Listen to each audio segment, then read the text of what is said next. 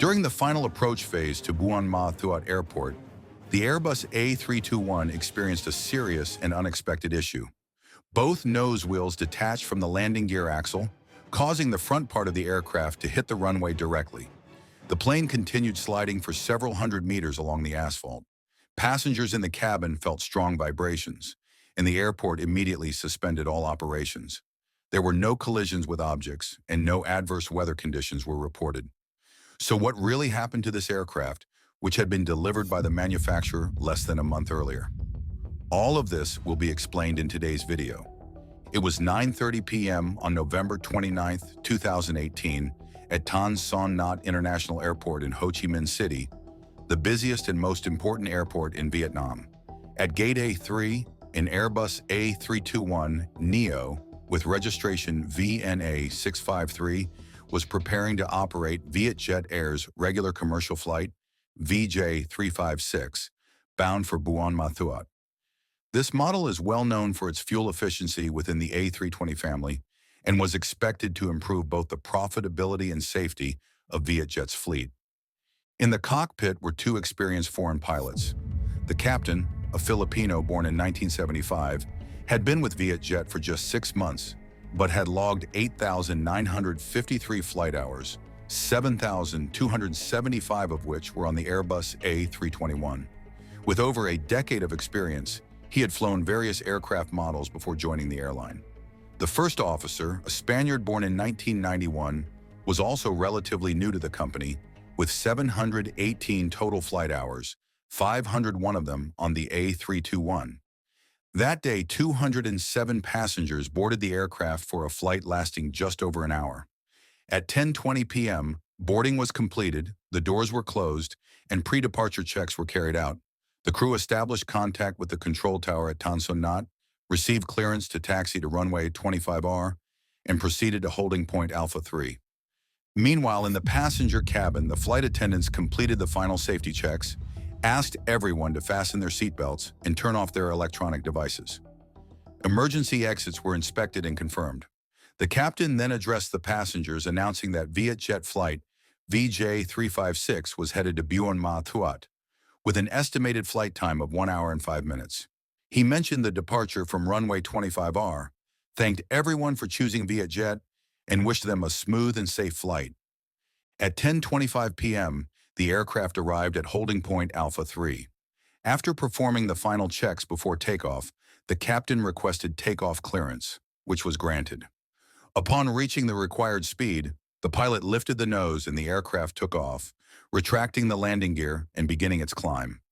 The captain switched frequencies to contact Ho Chi Minh Radar Control and requested clearance to climb to 31,000 feet, which was approved. The aircraft continued ascending according to the flight plan. Upon reaching its cruising altitude of 31,000 feet, approximately 9,450 meters, it maintained a steady speed and heading toward Buôn Ma Thuột. In the passenger cabin, the seatbelt sign was turned off, and the crew began the standard onboard service.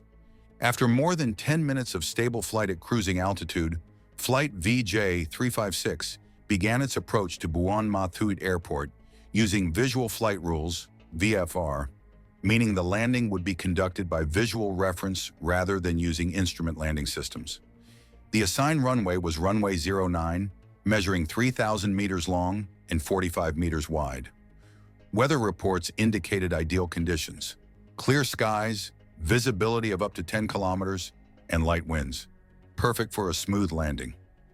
Vietjet Flight 356 was cleared to land on runway 09. The wind was calm, blowing from 080 degrees at 10 knots, nearly ideal conditions for a trouble-free approach. The Airbus A321 new engine option began its stable descent and extended the landing gear without any issues. System indicators confirmed that all 3 landing gear struts were down and locked, ready to absorb the landing. But no one could have predicted what was about to happen next. When the aircraft was just 940 feet above the runway, the captain disengaged the autopilot and took manual control of the aircraft. However, the auto throttle system, which automatically manages engine power to maintain the target airspeed, remained active. At 110 feet above the ground, the pilot made a subtle but critical error. He pulled the side stick back with too much force, causing the aircraft's nose to pitch up more than intended. At just 40 feet of altitude, the pitch angle reached 3.8 degrees, which significantly slowed the descent and caused the aircraft's speed to drop below the safe threshold. In response, the autothrottle system increased engine power to maintain the set speed, leaving the aircraft momentarily floating in a very unstable position just above the runway.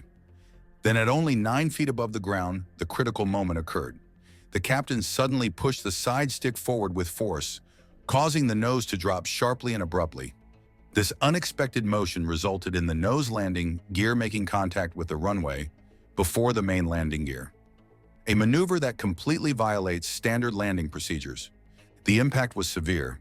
The forward speed of the nose landing gear doubled relative to the rest of the aircraft. The force exceeded what the shock absorbers were designed to handle, snapping the axle and the bolts securing the nose wheels. Within seconds, both nose wheels detached and bounced violently along the asphalt. With no nose wheels to support it, the aircraft's front section collapsed and began scraping against the runway. Sensors in the nose detected extreme vibrations and triggered continuous warning alarms. The nose gear had completely failed. The pilot maintained directional control and avoided using reverse thrust to prevent losing control of the aircraft.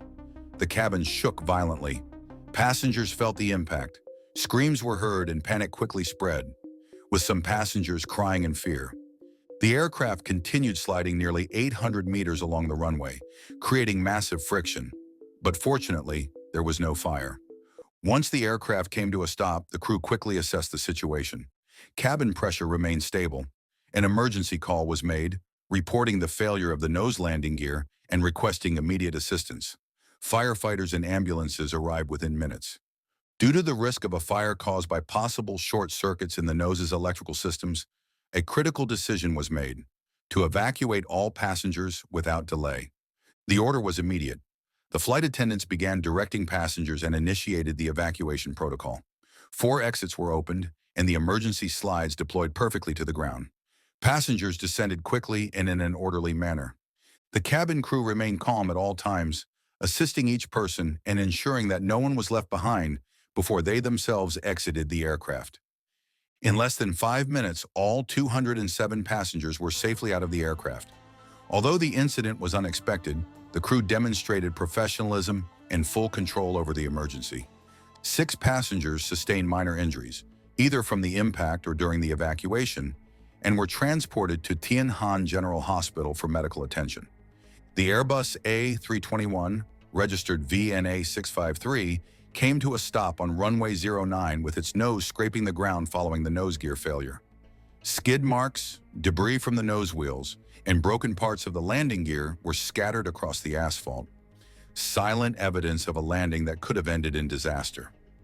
Following the VJ356 incident, Vietnam activated its emergency protocol and removed the aircraft from the runway the next day. Vietjet issued an apology and suspended the flight crew. The primary cause was determined to be a captain's error during landing, which led to severe damage to the nose landing gear. There were no technical malfunctions and no adverse weather. The investigation focused on human factors and limitations of the airport, which lacks modern systems. Despite this, the crew acted professionally to ensure passenger safety. This case highlights a key truth.